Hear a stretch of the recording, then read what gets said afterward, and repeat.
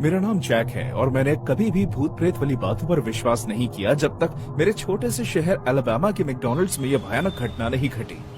मैंने अभी अभी अपना स्कूल खत्म किया था और पैसे कमाने का ये सबसे आसान तरीका हो सकता था, लेकिन उस रात जो कुछ हुआ उससे आसान तो बिल्कुल नहीं कह सकते। उस शाम की शुरुआत आम तरीके से हुई, रोज की तरह कस्टमर्स के आने और हमेशा की तरह हमारा उनके लिए खाना तैयार करना।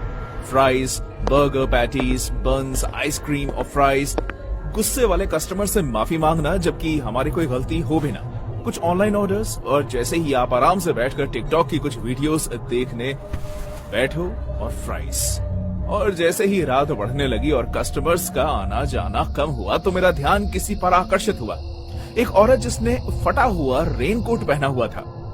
उसके बाल गहरे रंग के थे और उसकी आंखें मेरी तरफ गड़ी हुई थी। उसने कॉफी ऑर्डर की और रेस्टोरेंट के कम रोशनी वाले हिस्से में जाकर बैठ गई। उसकी नजरें मुझसे हट ही नहीं रही थी। दरअसल मुझे ये समझने में थोड़ा वक्त लगा कि कोई मुझ पर अपनी नजर लगाए हुए है। अब मैं अपनी तारीफ नहीं करना चाहता, लेकिन मेरे लुक्स थी तो कातिलाना है। मेरा मतलब है कि मेरी जॉ लाइन किसी को भी घायल कर सकती थी। कुछ काम मेरे जेनेटिक्स के थे और कुछ खाने की कमी के। लेकिन हे, अगर कम खाना आपको सेक्सी दिखने में मदद कर सकता है तो इससे बुरा क्या है ना। खैर, मैंने उस भयानक एहसास से छुटकारा पाने की कोशिश की जो उसने मुझे दिया। इससे महज मेरी थकान या फिर मेरी कल्पना समझकर भूला जा सकता है। काफी रात हो चुकी थी और अब तक पूरा रेस्टोरेंट खाली हो चुका था। स्टोर में सन्नाटा छा गया था और तब मेरे साथ काम कर रहा एक लौता लड़का अचानक से बेहोश होकर गिर गया। इस झटके ने मुझे मेरे पूरे दिन की सुस्ती से झंझोड़ के रख दिया। एक सेकंड पहले वो फ्रायर साफ कर रहा था और अपनी उस गर्लफ्रेंड की बातें बता रहा था जो उसका क्रेडिट कार्ड इस्तेमाल करती है, और अगले ही पल उसका चेहरा जमीन से चिपका हुआ था। उसे बेहोशी की हालत में देखकर मैं उसकी तरफ भागा। वो होश में नहीं था लेकिन सांस ले रहा था। मैंने उसे उठाया और किसी तरह उसे उसकी गाड़ी तक ले गया। मैंने उसे सलाह दी कि उसे थोड़ी देर आराम कर लेना चाहिए। उसकी गर्लफ्रेंड का घर वहां से 2 ब्लॉक्स की दूरी पर था, इसलिए मेरे कहने के बावजूद उसने मुझे उसके साथ चलने से मना कर दिया। पता नहीं यार, उसने कहा। एक पल में बिल्कुल ठीक था और फिर मुझे ऐसा लगा जैसे पता नहीं, जैसे मैं किसी पेड़ से बंधा हुआ हूँ और लोग मेरे आसपास आग जला रहे हैं। बहुत अजीब सा था। तापमान बढ़ा और फिर कम हो गया। यार, मैं तुम्हें कह रहा हूँ, वो रेफ्रिजरेटर मेरी मौत का कारण बनेगा। वो खराब हो चुका है यार। पार्किंग लॉट जरूरत से ज्यादा खाली था, इसलिए जब वो गाड़ी लेकर वहां से निकला तो मुझे अकेले वहां डर लगने लगा। जब मैं रेस्टोरेंट के अंदर वापस आया तो मैंने देखा कि वो औरत जा चुकी थी, लेकिन उसका रेनकोट वहीं रखा हुआ था, उसी कुर्सी के पीछे टंगा हुआ जिस पर वो बैठी थी, जैसे वो अपनी निशानी छोड़कर गई हो। जब मैं उसके टेबल तक पहुंचा तो मैंने कुछ अजीब देखा। एक टिश्यू जिसे मोड़कर फेंक दिया गया था। उस पर टेढ़ी मेढ़ी लिखावट से एक संदेश लिखा हुआ था, जिसे पढ़कर मैं हैरान रह गया। उन्हें समझाओ वरना उन्हें लगेगा कि इसके पीछे तुम थे। ये संदेश अशुभ और परेशान कर देने वाला था। मैंने उसके मतलब पर गौर किया। बेचैनी की भावना मुझ पर हावी हो रही थी और जैसे ही रात और काली होती गई, अजीब और परेशान कर देने वाली आवाजें रेस्टोरेंट में बढ़ गई।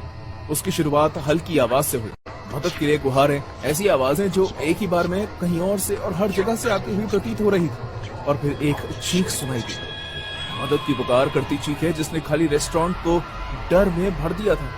मुझे डर का एहसास देने के लिए इतना शायद काफी नहीं था कि मुझे बड़ी बड़ी आग की लपटों की आवाज भी सुनाई देने लगी। यह हालत मुझे पागलपन की तरफ ढकेल रही थी। मैंने तय किया कि मुझे यहाँ से निकल जाना चाहिए, इससे पहले कि मैं किसी बड़ी मुसीबत में फंस जाऊं। लेकिन मेरे भाग जाने का फैसला तभी असफल हो गया जब मैंने देखा कि स्टोर का दरवाजा बाहर से बंद था। चाबियां मेरे पास थी और मैंने ही बिल को उसकी गाड़ी तक छोड़ा था। ऐसा हो ही नहीं सकता था कि कोई दरवाजा बंद कर सके। उसके खोलने की मेरी कोशिश असफल रही, इसलिए मैं उन आवाजों, उन चीखों को नजरअंदाज करते हुए मुड़ा और पीछे के दरवाजे की ओर भागा। मुझे इस बात का यकीन था कि कुछ भी होने वाला है तो मेरे लिए अच्छी खबर नहीं है, लेकिन फिर मुझे ये पता चला कि मैं बुरी तरह फंस गया हूँ। पीछे का दरवाजा भी बंद था। इस बात का एहसास कि मैं खौफनाक आवाजों में बंद कर रह गया हूँ, मेरे दिलों की धड़कनें बढ़ रही थी। स्टोर का मेन हिस्सा जो भीड़ और शोर से भरा रहता था, अब किसी डरावनी फिल्म का सीन बन चुका था। धमकी भरा वो मैसेज, बंद दरवाजे और डरा देने वाली ये सब चीजें आपस में जुड़ गई, जिससे डर और भ्रम की स्थिति पैदा हो गई। मैं इन सब के बीच फंस चुका था, हैरान, परेशान, एक ऐसी कहानी का सामना कर रहा था जो एक भूतिया कहानी में बदल रही थी। कमरे के बीचों बीच चीखों और आग की लपटों की आवाज में घिरने की वजह से मेरे सोच धुंधली होने लगी। वो रेस्टोरेंट जो कभी स्वादिष्ट खाने की खुशबू से महका करता था, अब पूरे सपने की तस्वीर बन गया था। मैंने महसूस किया कि एक ऐसे डर ने यहाँ घर कर लिया है जो रात के सन्नाटे में आपको जकड़ लेता है, जब हर परछाई जीवित लगने लगती। जैसे ही मैं बच के निकलने की किसी भी तरीके की तलाश में हिम्मत करके आगे बढ़ा तो किचन की लाइट अजीब ढंग से टिमटिमाने लगी, वो जगमगाने लगी, जलने बुझने लगी। तो मैंने पहली बार अपनी आंखों के सामने का भयानक दृश्य देखा। पूरी तरह से जली हुई आकृतियां जिनके भाव दर्द और गुस्से से भरे हुए थे। उन्होंने मुझे देख लिया था और अब अपने जले हुए हाथों को आगे बढ़ाते हुए मेरी तरफ आ रहे थे ताकि वो मुझे छूकर भस्म कर दें। उनका होना भयानक और दिल दहला देने वाला था। क्या हो रहा है ये? इस बात को समझने की घबराहट में मैं रेस्टोरेंट के पीछे की तरफ भागा। स्टोर का वो हिस्सा जहां मैं कभी नहीं जाता था। वहां पुराने रैक्स के पीछे मुझे इमारत का टूटा फूटा हिस्सा दिखा जिसका अस्तित्व के बारे में मुझे पता ही नहीं था। मेरा मतलब है कि मैं वहां एक दो बार आया हूं, लेकिन मुझे यकीन है कि वहां पर हमेशा एक दीवार हुआ करती थी, लेकिन वो किसी वजह से अब वहां नहीं थी। उस जगह पर वहां एक दरवाजा बना हुआ दिखाई दे रहा था, धूल मिट्टी से भरा हुआ, जैसे अतीत की कोई चीज वहां रह गई हो। उस छोटे से कमरे की दीवारें पुराने अखबार की कटिंग से भरी हुई थी। मेरी आंखें एक सुर्खी पर जाकर अटक गई जिसे पढ़कर मेरे रोंगटे खड़े हो गए। ये क्या लिखा था? स्थानीय व्यवसाय में विनाशकारी आग ने कई लोगों की जान ले ली। उस अखबार पर कई साल पहले की तारीख लिखी हुई थी, लेकिन फिर मैंने कुछ ऐसा पढ़ा जिसे पढ़कर मेरी गर्दन के पीछे के बाल खड़े हो गए। आर्टिकल में जगह की डिटेल्स लिखी हुई थी और वो यही जगह थी जहां पर ये रेस्टोरेंट बना था। सालों पहले ये जगह फर्नीचर का बाजार था। इससे भी ज्यादा भयानक बात ये थी, मैंने मरे हुए लोगों में कुछ ऐसे लोगों की तस्वीर भी देखी जो मुझे जाने पहचाने लगे।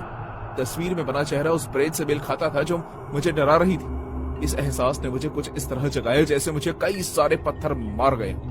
वो प्रेत आत्मा, वो आवाजें सब इस घटना से संबंधित थी, लेकिन डर यहाँ खत्म नहीं हुआ।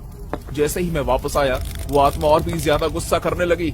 शेल्फ पर रखा सामान हवा में ऐसे झूलने लगा जैसे कोई अदृश्य शक्ति ने उसे उठा रखा हो। किचन के काउंटर पर रखा चाकू मेरी तरफ फेंका गया, जिससे मैं मुश्किल से बचा। जलते हुए हाथों के निशान दीवार पर पड़ने लगे और जलने की बदबू आने लगी। हवा में लटका सामान मेरी तरफ फेंका गया और मैं उनसे बचने की कोशिश करता रहा। रेस्टोरेंट एक मकबरा बन गया था, एक ऐसी जगह जहां दर्दनाक हादसा हुआ था और मैं इसके बीच फंस चुका था। जिन लोगों ने अपनी जान इस हादसे में गंवाई थी, उनकी आत्माएं बेचैन थी, उनका दर्द और गुस्सा महसूस किया जा सकता था। जब मैं दरवाजे की तरफ भागा तो वो मेरा पीछा करने लगी, लेकिन दरवाजा अभी भी बंद था, इसलिए मैं वापस भागा।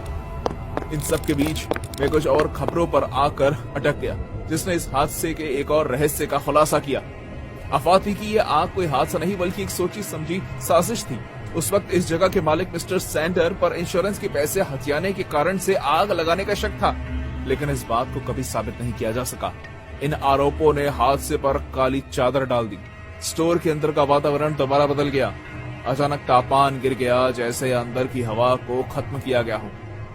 मुझे ऐसा लगने लगा जैसे कोई दूर से मुझे देख रहा है। मेरा हर कदम भारी और डर से भरा हुआ था।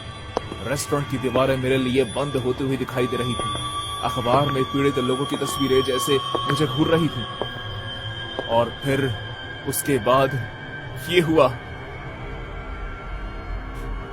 वो दृश्य इतना धुंधला था, मुझे ऐसा लगा जैसे मैं किसी पुराने वक्त में चला गया।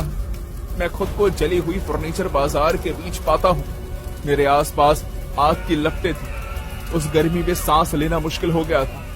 फंसे हुए लोगों की चीखें कानों को चीर रही थी। मैंने उनकी पीड़ा, उनकी हताशा को महसूस किया। ये आग में मरे गए उन लोगों की आखिरी कुछ पलों की झलक थी। उस दृश्य का हिस्सा भयंकर। जब मैंने सांस लेने की कोशिश की तो मुझे पता चला कि वो लोग किस कष्ट से गुजरे थे। ये रेस्टोरेंट सिर्फ एक इमारत नहीं थी, बल्कि उन लोगों की कब्र थी। वो जगह जहां अभी भी दर्द और इंसाफ की गुहार लगाती लोगों की चीखें हैं। जब मैं वहां खड़ा था और इस खुलासे को महसूस कर रहा था तो मैंने एक आवाज सुनी, तुमने किया है ये? और तब जाकर मुझे समझ में आया कि दर्द से भरी इन आत्माओं को लगता है कि ये सब मैंने किया है और उनकी मौत के लिए मैं जिम्मेदार हूँ। मैं जानता था कि मुझे इन आत्माओं को शांत करने का कोई न कोई तरीका ढूंढना पड़ेगा ताकि मैं इन्हें यकीन दिला सकूं कि ये सब मेरा किया धरा नहीं है। एक काम नामुमकिन लग रहा था, लेकिन ये मेरा इकलौता मौका था। मुझे इस पूरे सपने से बाहर निकलना ही था। मैं अभी भी जलती हुई फर्नीचर मार्केट के भयानक दृश्य से जूझ रहा था। मैं अभी भी इस जगह पर हुए खौफनाक हादसे के पीछे के कारण को समझने की कोशिश कर रहा था, जहां मैकडॉनल्ड्स जैसा नया रेस्टोरेंट बन गया था। स्टोर के अंदर की हवा और भी ज्यादा भारी हो गई, खोई हुई आत्माओं की पीड़ा और निराशा से भरी हुई। जब मैं वापस से उस दरवाजे से डाइनर की तरफ जाना शुरू करता हूँ तो गलियारे का तापमान अजीब ढंग से बढ़ने लगा। कभी वो बहुत ठंडा हो जाता तो कभी वो आग की लपटों जैसा गर्म। इस बात का एहसास कि कोई अदृश्य शक्ति मेरा पीछा कर रही है बढ़ गया, और मुझे ऐसा लगा कि कोई आत्मा मेरे कंधे तक आकर रुक गई और उसकी ठंडी सांसें मुझे अपनी गर्दन पर महसूस हुई। इन डरे हुए हालातों में मुझे मेरा मैनेजर मिस्टर सैंडर याद आया और मेरा शक उसकी तरफ जाने लगा। जवाब के लिए बेताब होकर मैंने किसी भी सुराग, अतीत के किसी अवशेष की तलाश में रेस्टोरेंट में खोजबीन शुरू कर दी, जिससे मुझे मदद मिल सके। तभी मैंने एक ऐसी चीज देखी जिससे पहले मैंने नजरअंदाज कर दिया था।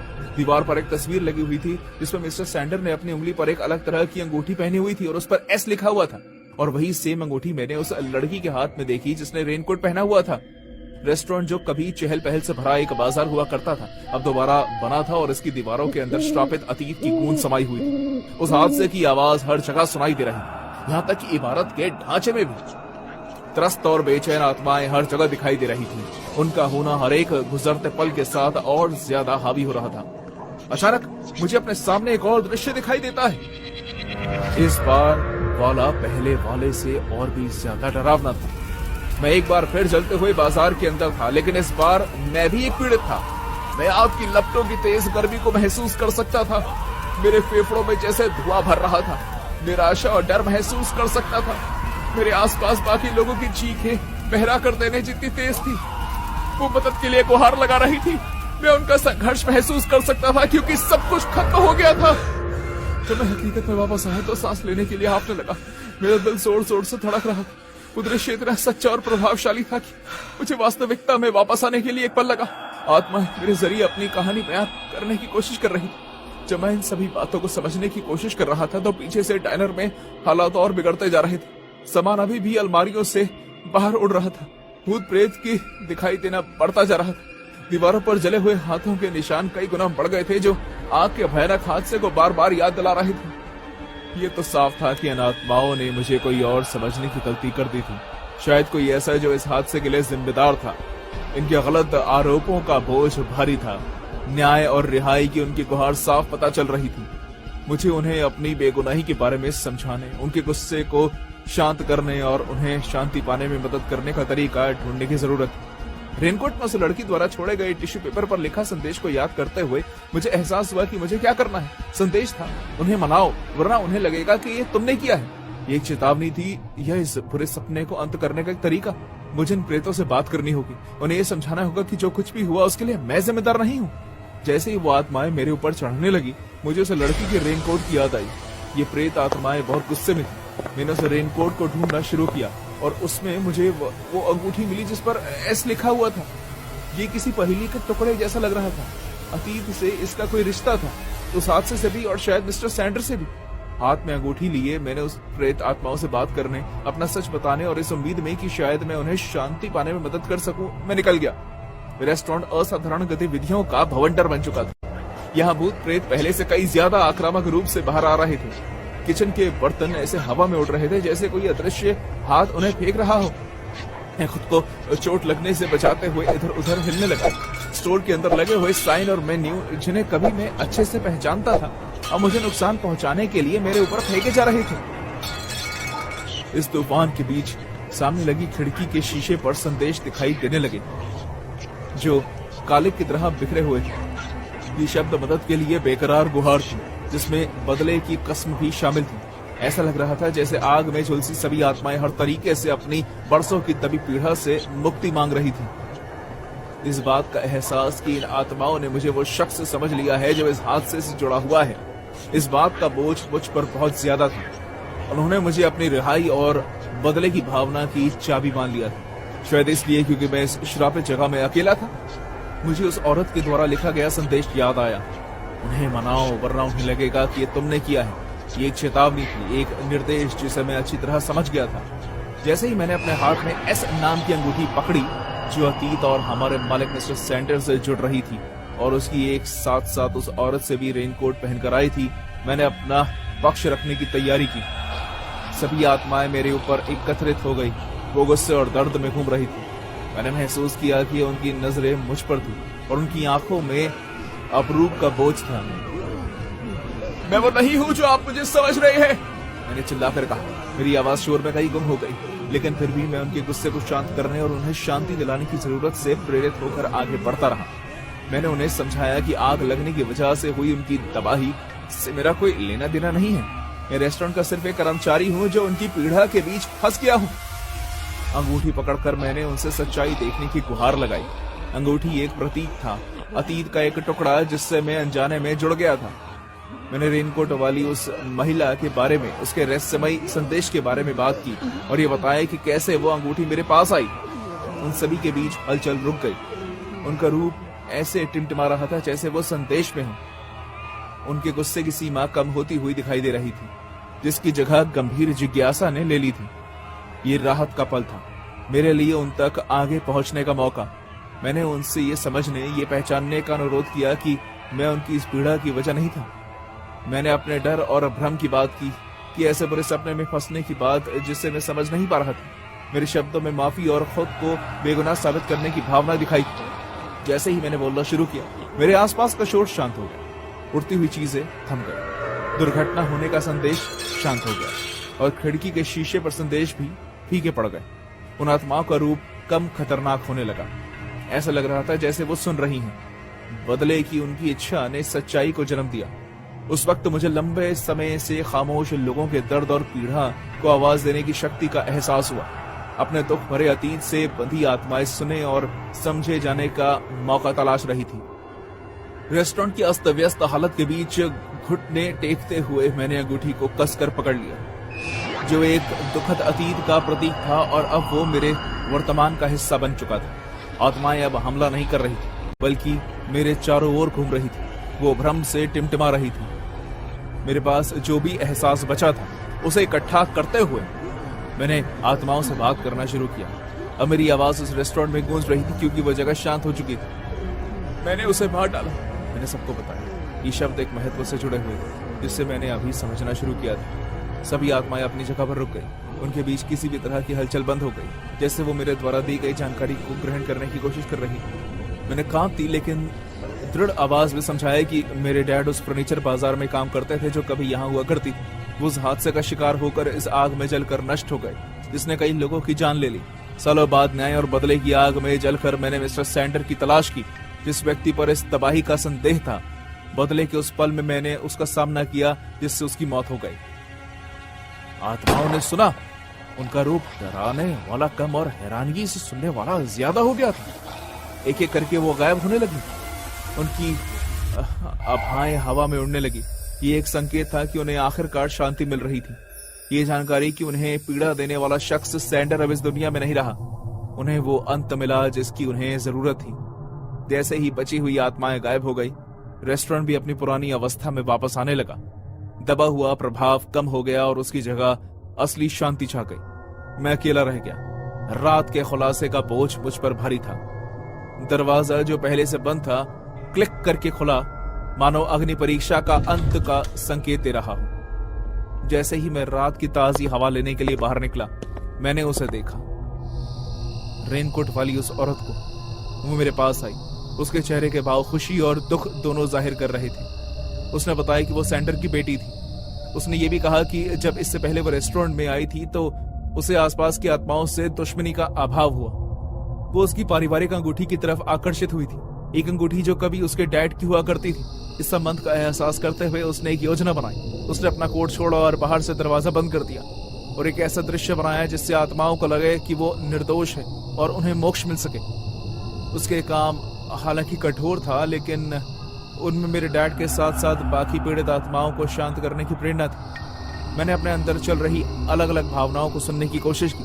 संतुष्टि, उदासी और इस महिला के साथ रिश्तेदारी की अलग सी भावना, जिसने अपने तरीके से अतीत की गलतियों को सुधारने की कोशिश की। उसकी माफी सच्चाई थी और जो अजीब घटनाक्रम सामने आया उसमें मैंने पाया कि मैंने उसे माफ कर दिया था। और फिर उसने कुछ ऐसा कहा जिसे सुनकर मैं हैरान हो गया। उसने मुझे डेट पर चलने के लिए कहा, जो मेरे साथ हुए भयानक अनुभव से उभरने और आगे बढ़ने की दिशा में एक छोटा लेकिन जरूरी कदम था। नुकसान और पीड़ा के साझे इतिहास से जुड़े हम दोनों वहां खड़े थे, एक ऐसा भविष्य को देख रहे थे जहां अतीत के दर्द को आखिरकार शांत कर दिया गया था। जैसे ही मैं डायनर से बाहर निकला, सूरज की पहली किरण निकल रही थी, जिसने मुझे दुख और दर्द के अंत का एहसास दिलाया। उस आग से पीड़ित आत्माओं को अब शांति मिल गई थी और उनके साथ साथ मुझे भी। रेस्टोरेंट जो कभी तबाही की जगह थी, अब लोगों के मेल विलाप वाली जगह की मिसाल बन गया था।